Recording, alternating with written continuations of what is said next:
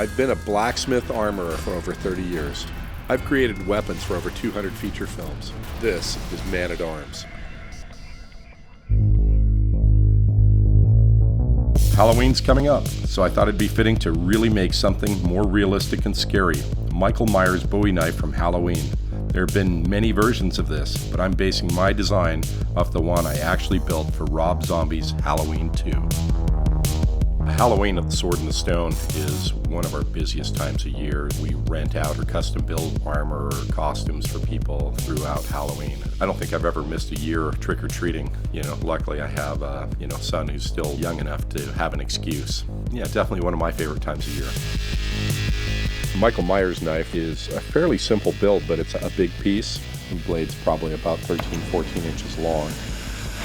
It's made out of 3/16 thick 1075 steel that we've plasma cut to shape. I've had Matt Stagmer from Baltimore Knife and Sword who's come out to help me profile that to shape. And then Brian has taken a piece of 3/16 by 1 inch wide mild steel and milled a slot in it for the hilt. I'm starting to grind the edges of the blade and the clip point, the little back of the blade.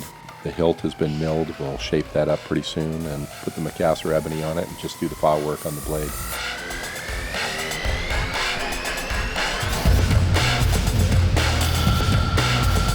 I've finished sanding the Halloween knife.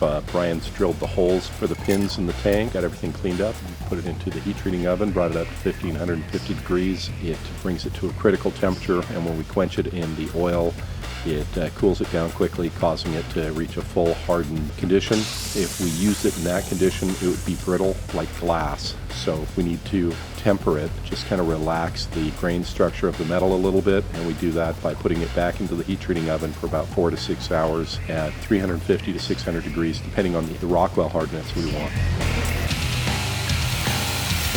After the completion of heat treating, hardening, tempering, I will resand the blade, bring it down to about 800 grit aluminum oxide sandpaper, and then polish it on the buffing wheel. And the final step will be to sharpen it and strop it to a razor honed edge.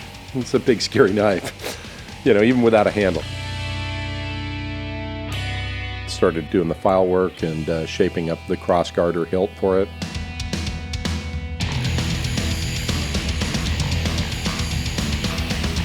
I'll just be doing the final polish on the blade, and the blade and hilt are basically complete.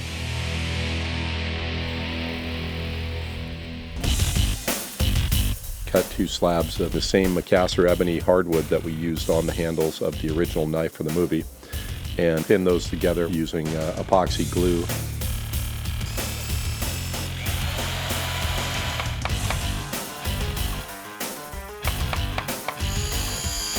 Sanding all that down, polishing up the wood.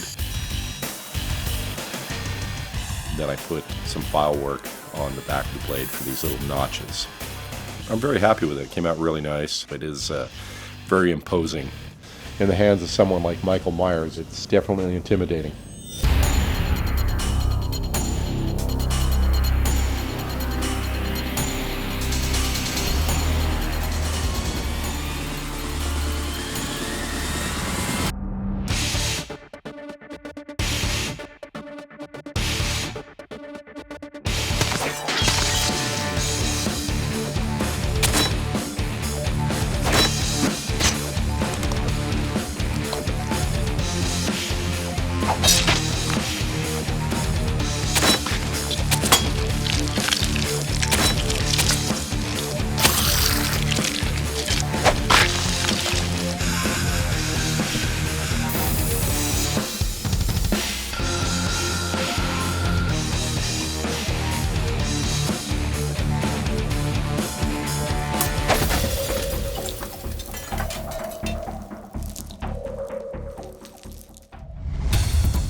Have a safe Halloween, everybody. When you're gorging on candy, why not check out some more episodes from the armory below, and let me know what villain's weapon I should make next.